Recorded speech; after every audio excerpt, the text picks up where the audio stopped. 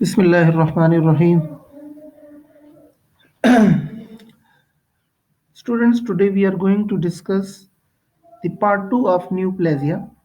And under part 2 of neoplasia, we will be discussing dysplasia and metastasis. कि भाई dysplasia क्या होता है और metastasis क्या होता है, ठीक है? Okay. As far as the term dysplasia is concerned, so it is a broad term that refers to the abnormal development of cell within the tissue or organs. बड़ी सिंपल सी बात है, टिश्यूज के अंदर और ऑर्गन्स के अंदर जो abnormal development होती है सेल्स की, उसको हम कहते हैं डिस्प्लेजिया, और it is change in cell और टिश्यू फिनोटाइप। सेल की या टिश्यू की जो फिनोटाइप होती है, जो उसकी दिखावट होती है, ठीक है, उसके अंदर चेंजेस आ जाती हैं और इन चेंजेस को हम क्या कहते हैं? डिस्प्लेजिया कहते हैं। Okay, it is often accompanied with hyperplasia.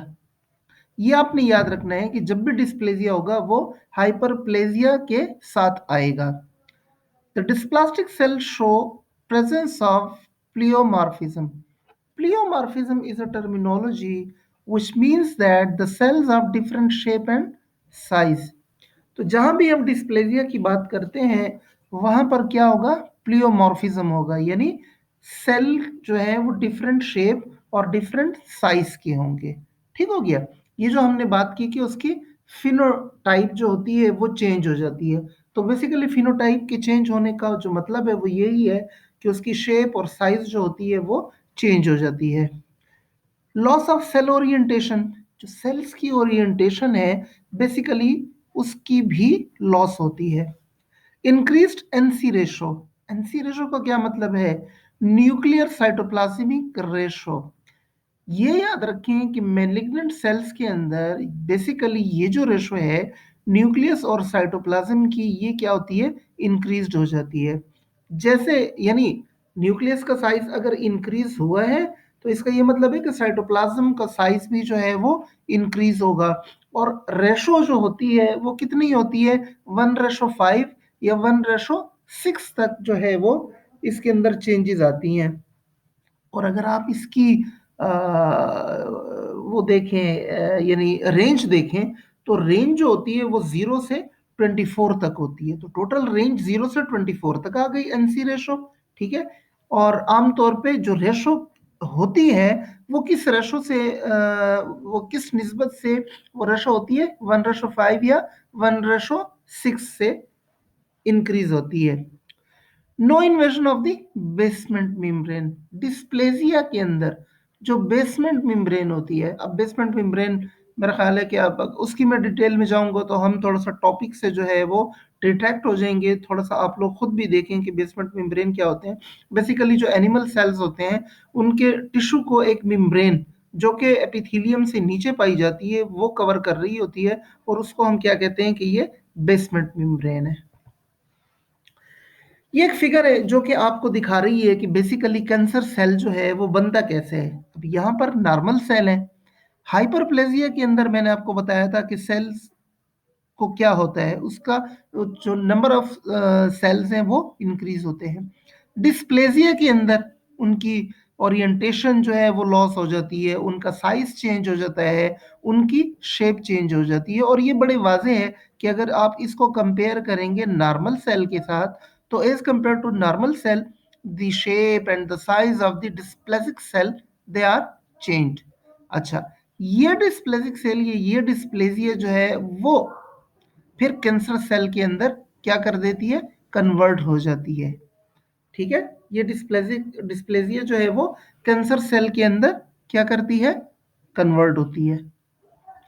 ये क्लियर हो गया ना आपको? इस शेप से, इस फिगर से आपको ये चीज जो है वो क्लियर हो गई होगी कि नॉर्मल सेल जो है वो बेसिकली कैंसर सेल कैसे बनते हैं। ठीक है, और नॉर्मल और कैंसर सेल का अगर आप फर्क देखें तो वो यही होता है कि जो कैंसर सेल की ग्रोथ होती है वो एबनॉर्मल होती है, अंडर कंट्रोल नहीं होती। जो नॉर्मल फिजियोलॉजिक कंडीशंस होती हैं उनके जेर असर नहीं होती है, उनके जेर कंट्रोल नहीं रहती। ओके, पिछली उससे ये रिलेटेड है कि नॉर्मल सेल्स में become cancer cell before cancer cell form in tissue of the body the cells go through abnormal changes called hyperplasia and dysplasia ये बात हमने भी डिस्कस कर ली In hyperplasia, there is an increase in the number of cells in an organ or tissue that appear normal under a microscope. तो अगर आप microscope में देखेंगे तो उनके सेल्स जो हैं वो नॉर्मल सेल के साथ रिजेंबल कर रहे होंगे लेकिन जो नंबर ऑफ सेल्स होंगे वो इंक्रीज होंगे डिस्प्लेजी में क्या होता है cells look abnormal under a microscope but are not cancer ये कैंसरस सेल नहीं होते ये कैंसरस सेल में तब्दील हो जाते हैं हाइपरप्लेजिया एंड डिस्प्लेजिया में are may not become cancer कभी कभार कैंसर सेल में तब्दील हो जाते हैं और कभी कभार कैंसर सेल में तब्दील नहीं होते ठीक है अच्छा अब हम देखते हैं कि डिस्प्लेजिया के अंदर जो माइक्रोस्कोपिक चेंजेस हैं वो क्या क्या हो सकती हैं ये वो क्या क्या होती हैं चार किस्म की पैथोलॉजिक माइक्रोस्कोपिक चेंजेस होती हैं जो कि डिस्प्लेजिया के अंदर जो है वो ऑब्जर्व की जाती हैं ठीक है जो फर्स्ट चेंज है वो इनिसोसाइटोसिस या एनाइसोसाइटोसिस कहलाती है यानी इसका क्या मतलब है कि जो सेल्स हैं वो अनइक्वल साइज के होते हैं ठीक है जो दूसरी चेंज है वो पोकिलोसाइटोसिस कहलाती है यानी जो सेल्स की शेप है वो एबनॉर्मल हो जाती है ठीक है जो थर्ड चेंज है वो कहलाती है हाइपरक्रोमेटिज्म क्या मतलब है कि एक्सेसिव क्रोमेटिन कंटेंट जो है क्रोमेटिन कंटेंट वो बनते हैं एक्सेसिव अमाउंट में बनते हैं और जो चौथी चेंज है वो प्रेजेंस ऑफ माइटोटिक फिगर्स यानी unusual number of cells which are currently dividing unusual number of cells बनते हैं ठीक है और वो फिर क्या कर रहे होते हैं डिवाइड हो रहे होते हैं अच्छा ये जो डिस्प्लेजिया होती है it carries high risk of malignant neoplasm तो रिस्क होता है कि ये मेलिग्नेंट नियोप्लाज्म के अंदर या कैंसर सेल के अंदर क्या हो कन्वर्ट हो लेकिन जरूरी नहीं है कभी कभार कैंसर सेल के अंदर कन्वर्ट नहीं भी होती ठीक है types of dysplasia Dysplasia can be found in all organs, but most common sites are cervix, lungs, oral cavity and gallbladder.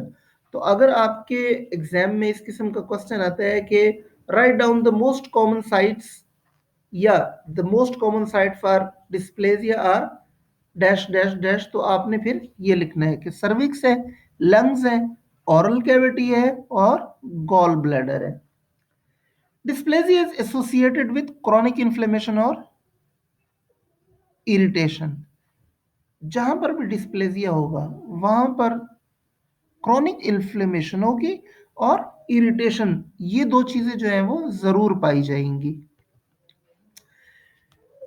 now we talk about the clinical significance what is the clinical significance of dysplasia basically dysplasia is a reversible when provoking stimulus is removed provoking stimulus क्या मतलब है इसका कि जिसकी वजह से display जिस stimulus की वजह से डिस्प्लेजिया कॉज होती है अगर आप उसको रिमूव कर देते हैं तो ये नॉर्मल सेल के अंदर कन्वर्ट हो जाती है और अभी मैंने इससे पहले स्लाइड में आपको बताया कि हाइपरप्लेजिया और डिस्प्लेजिया कभी कभार कैंसर सेल में तब्दील हो जाती हैं और कभी कभार तब्दील नहीं हो पाती तो वो जो कैंसर सेल के अंदर तब्दील होना या ना होना है वो बेसिकली इस चीज के ऊपर डिपेंड करता है कि if you remove the provoking stimulus the cells will come to their normal state लेकिन अगर प्रोवोकिंग स्टिमुलस को आपने रिमूव नहीं किया तो वो फिर कैंसर सेल के अंदर कन्वर्ट हो जाते हैं ठीक है higher chances of neoplastic transformation ये मैंने आपको बताया कि जो रिस्क फैक्टर है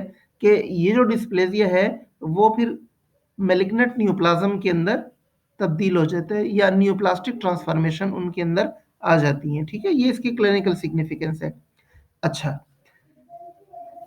एक और टर्मिनोलॉजी है उसे कहते हैं मेटाप्लेजिया तो डिस्प्लेजिया और मेटाप्लेजिया का डिफरेंस क्या है the main difference between metaplasia and dysplasia is that metaplasia is the initial changes of normal cell to a different cell type metaplasia क्या होती है जो नॉर्मल सेल्स होते हैं वो एक डिफरेंट किस्म के सेल के अंदर कन्वर्ट हो जाते हैं। वेयर एज, सॉरी ये हमने मेटाप्लेजिया की बात की, but dysplasia is the increase degree of disorder growth. इसके अंदर जो ग्रोथ होती है, ठीक है, उसकी यानी डिसऑर्डर ग्रोथ होती है, और उसकी इंक्रीज डिग्री एक होती है, and maturation of a tissue. Furthermore, metaplasia is non cancerous while dysplasia can be cancerous. Can be cancerous यानी कैंसर के अंदर कैंसरस सेल में तब्दील हो सकता है या नहीं हो सकता, लेकिन मेटाप्लेजिया जो है वो नॉन कैंसरस होते हैं। ये वो चीजें हैं, ये जो मैंने इनको डिफरेंट कलर से हाईलाइट किया है कि आपके एग्जाम के अंदर आ सकती हैं। ये बड़ी छोटी छोटी चीजें हैं जिनका आपने ख्याल रखना है। वो ये भी पूछ सकते हैं कि जी what is the difference between metaplasia and dysplasia. तो आपको पता होना चाहिए कि जो मेटाप्लेजिया होता है वो बेसिकली कैंसर सेल के अंदर कन्वर्ट नहीं होता, बट डिस्प्लेजिक सेल और dysplasia can be converted into cancerous cell. Now, what are the similarities between metaplasia and dysplasia? Metaplasia and dysplasia are two types of cellular changes that occur under the influence of various factors. दोनों के लिए factors जो हैं वो क्या होते हैं, different होते हैं, ठीक है। ये तो इनकी सिमिलैरिटीज के अंडर डिफरेंट इन्फ्लुएंसिंग फैक्टर्स जो हैं ये डेवलप होते हैं। Both are abnormal changes in the nature of a tissue. Metaplasia भी एबनॉर्मल चेंजेस हैं और डिस्प्लेजिया भी एबनॉर्मल चेंजेस हैं। फर्क सिर्फ ये है कि जो मेटाप्लेजिया है वो कैंसरस सेल में तब्दील नहीं होता, लेकिन जो डिस्प्लेजिक सेल हैं वो कैंसरस सेल में तब्दील हो सकते हैं। अच्छा, इसके बाद है मेटास्टेसिस। ये बड़ा इंपॉर्टेंट टॉपिक है और इसको समझना जो है वो बहुत ज्यादा जरूरी है। अगर आपने मेटास्टेसिस को समझ लिया तो मेरा ख्याल है कि जो ये जो कैंसर है इसकी आपको समझ आ जाएगी कि बेसिकली कैंसर जो है वो स्प्रेड कैसे होता है, और कैंसर के अंदर होती मैकेनिज्म क्या क्या इन्वॉल्व है, होता क्या है basically. Metastasis is one of the leading cause of death world wide. Leading cause है, ठीक है। और लीडिंग कॉज का अंदाजा आप इस चीज से लगा सकते हैं कि 90% of deaths from cancer are due to metastatic cancer. जो 90% डेथ्स कैंसर से होती हैं, ठीक है, उसमें सॉरी जितनी भी डेथ्स जो हैं वो कैंसर की वजह से होती हैं, उसमें 90% जो डेथ्स होती हैं वो मेटास्टैटिक कैंसर की वजह से होती हैं। अभी हम आगे चल के देखते हैं कि बेसिकली मेटास्टैटिक कैंसर क्या है, ये मेटास्टेसिस होता क्या है। So metastasis is the process by which cancer cell spread to other parts of the body. Cancer cell जो है वो एक जगह पर फॉर एग्जांपल डेवलप होते हैं, लेकिन दूसरे ऑर्गन तक पहुंच जाते हैं, सरवाइव कर जाते हैं, दूसरे ऑर्गन्स को इन्वेट करते हैं। इसको कहते हैं मेटास्टेसिस। एक जगह पर बनते हैं, ठीक है, और दूसरी जगह पर फिर वो हमला करके पहुंच जाते हैं। पहुंचते कैसे हैं वो भी अभी हम देखते हैं। मेटास्टेसिस अगर थ्रू ब्लड और लिम्फेटिक सिस्टम, तो ये बेसिकली फैलते हैं और दूसरी जगह पर जिस ये दूसरे ऑर्गन्स तक पहुंचते हैं। कैसे? थ्रू ब्लड वेसल्स के जरिए से, या ब्लड स्ट्रीम के जरिए से, या लिम्फेटिक सिस्टम के जरिए से। Metastatic cancer has the same name as the primary cancer. अब मेटास्टैटिक कैंसर और जो आम प्राइमरी कैंसर होता है उसका नाम जो है वो बेसिकली एक ही है, सेम नेम है। For example, breast cancer that spread to the lung is called metastatic breast cancer. अब ये देखें, वो जो मैंने आपको बताया ना कि एक जगह पर डेवलप होता है और बॉडी के दूसरे ऑर्गन तक पहुंच जाता है, तो ब्रेस्ट कैंसर कभी कभार ये होता है कि वो लंग्स तक पहुंच जाता है। तो इसको अब आपने लंग कैंसर नहीं कहना, बल्कि मेटास्टैटिक ब्रेस्ट कैंसर, यानी ब्रेस्ट कैंसर जो कि लंग्स तक पहुंच गया है, या लंग तक उसने जो है वो अपनी सराहियत कर ली है, ठीक है। तो इसको हम क्या कहते हैं? इसको हम कहते हैं metastatic breast cancer, not lung cancer. इसको हम लंग कैंसर नहीं कहते। It is treated as stage 4 breast cancer, not as lung cancer. और इसको बेसिकली मेटास्टैटिक, ये जो कैंसर्स होते हैं ये जब फैलते हैं दूसरे जिस्म के हिस्सों तक, तो ये बेसिकली कैंसर का स्टेज 4 होता है, ठीक है। स्टेज 4 होता है। तो इसलिए हम इसको कहते हैं कि ये स्टेज 4 ब्रेस्ट कैंसर है, न कि लंग कैंसर। ओके, ये एक फिगर है जो कि आपको बता रही है, ये देखें, step 1, step 2, step 3, step 4, step 5। तो हम स्टार्ट करते हैं स्टेप 1 से, कि स्टेप 1 में बेसिकली इन्वेजन होती है कैंसर सेल की। इन्वेजन कैसे होती है? जो स्ट्रोमल सेल होते हैं उनके थ्रू होती है, ठीक है। अच्छा, जहां पर प्राइमरी ट्यूमर साइट्स जो प्राइमरी ट्यूमर साइट्स होती हैं वहां पर कैंसर सेल बनते हैं, फिर उनके अंदर एंजियोजेनेसिस का अमल होता है। एंजियोजेनेसिस किसे कहते हैं? Formation of new blood vessel, ये एंजियोजेनेसिस कहलाती है। अब अगर आपसे कोई ये पूछे कि कैंसर सेल के अंदर न्यू ब्लड वेसल कैसे क्यों बनती हैं, तो उसका भी आपको पता होना चाहिए कि बेसिकली देखें, जो कैंसर सेल को न्यूट्रिशन देना है और जो वेस्ट मटेरियल को रिमूव करना है, वो ये जो नई ब्लड वेसल्स बनती हैं ये इनके जरिए से होता है, ठीक है। तो प्राइमरी ट्यूमर साइट पर स्ट्रोमल सेल्स के जरिए से क्या करता है, ये वहां से डिटैच होते हैं, इन्वेजन करते हैं और डिटैच होकर माइग्रेशन करते हैं। कहां पर माइग्रेशन करते हैं? वो जो हमने स्टार्ट में बेस में जो एपिथेलियल या एंडोथेलियल सेल्स, ये जो आपको लंबाई में नजर आ रहे हैं एपिथेलियम के, ये हैं।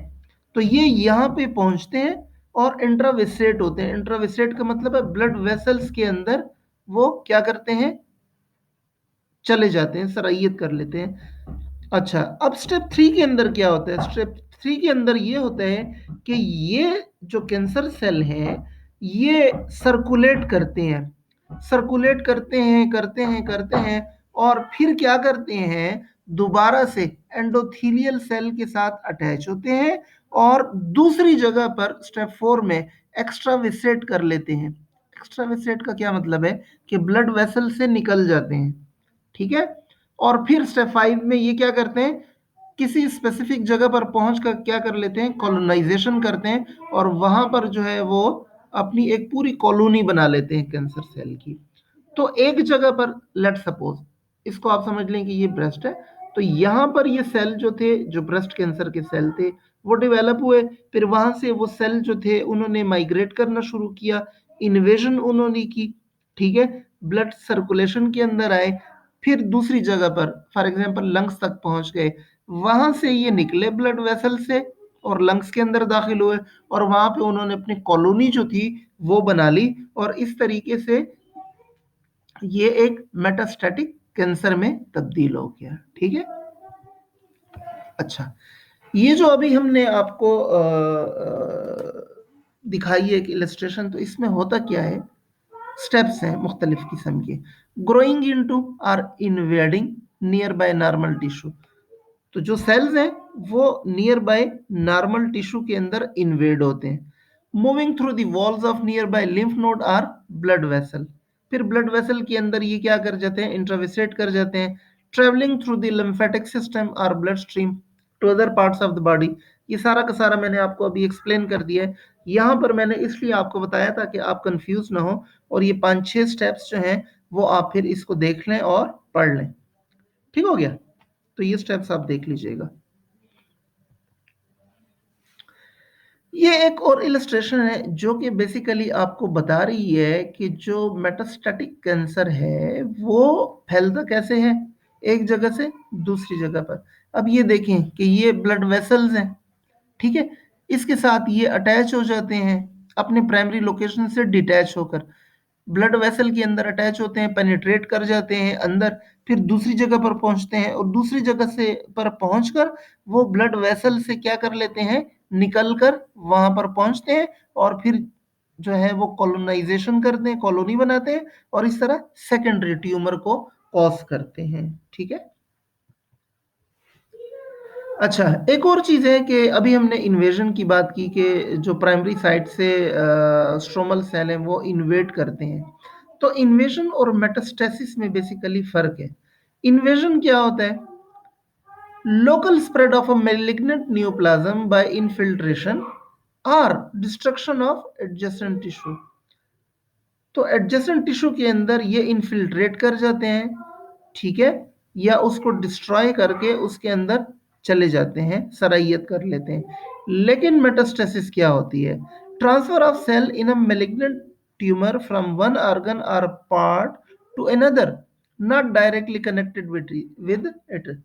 यानी एक ऑर्गन से दूसरा ऑर्गन जो कि उस पहले ऑर्गन के साथ डायरेक्टली कनेक्ट नहीं होता, वहां पर पहुंचते हैं। तो इन्वेजन जो है वो बेसिकली क्या होती है कि local transfer of tumour cell from जो नियर बाय सेल होते हैं, ठीक है, वो होती है। लेकिन जो मेटास्टेसिस होती है वो बेसिकली ट्रांसफर ऑफ मेलिग्नेंट या tumour cell from one organ to a distant organ, जो दूर का ऑर्गन होते हैं वहां तक पहुंचते हैं। Method of spreading is a major difference between invasion and metastasis. Invasion occurs through the infiltration or destruction of the basement membrane of the epithelium, while metastasis occur through the circulatory or lymphatic system. तो ये basically क्या होती है? Lymphatic system के जरिए से या circulatory system के जरिए से दूसरे ऑर्गन्स तक पहुंचती है। अच्छा, ये कैंसर की टाइप्स हैं और ये उसकी मेन साइट ऑफ मेटास्टेसिस है। यानी अगर कैंसर ब्लैडर के अंदर कॉज हुआ है तो ये बोन तक भी पहुंच सकता है, लीवर तक भी पहुंच सकता है और लंग्स तक भी पहुंच सकता है। तो ये बेसिकली ब्लैडर कैंसर ही कहलाएगा अगर बोन के अंदर है या लीवर के अंदर है या लंग्स के अंदर है। इसी तरह ब्रेस्ट कैंसर जो है वो प्राइमरीली तो ब्रेस्ट के अंदर डेवलप होता है, लेकिन मेटास्टैटिकली जो है वो पहुंच जाता है बोन्स के अंदर, ब्रेन के अंदर, लिवर के अंदर या लंग्स के अंदर। इसी तरह कोलोन का है, किडनी, लंग्स, ठीक है, मेलानोमा है, ओवरी है, पेंक्रियस है, प्रोस्टेट है, रेक्टल है, स्टोमिक है, थायराइड है या यूट्रस है। ये आपका लास्ट टॉपिक था। आज आपका करिकुलम, आपका जो कोर्स है वो कंप्लीट हो गया है। कल से हम इंशाल्लाह इसकी रिवीजन शुरू करेंगे। कुछ लोगों ने गूगल क्लासरूम से जो लेक्चर्स थे वो अपलोड नहीं कर पाए थे ड्यू टू सम रीज़न, और उन्होंने ये कहा था कि जी आप यूट्यूब के ऊपर जो है वो लेक्चर्स अपलोड करें। तो कल से हम इंशाल्लाह ये करेंगे कि जो starting from the general pathology history या इंट्रोडक्शन, वो हम फिर इसको अपलोड करना शुरू करेंगे।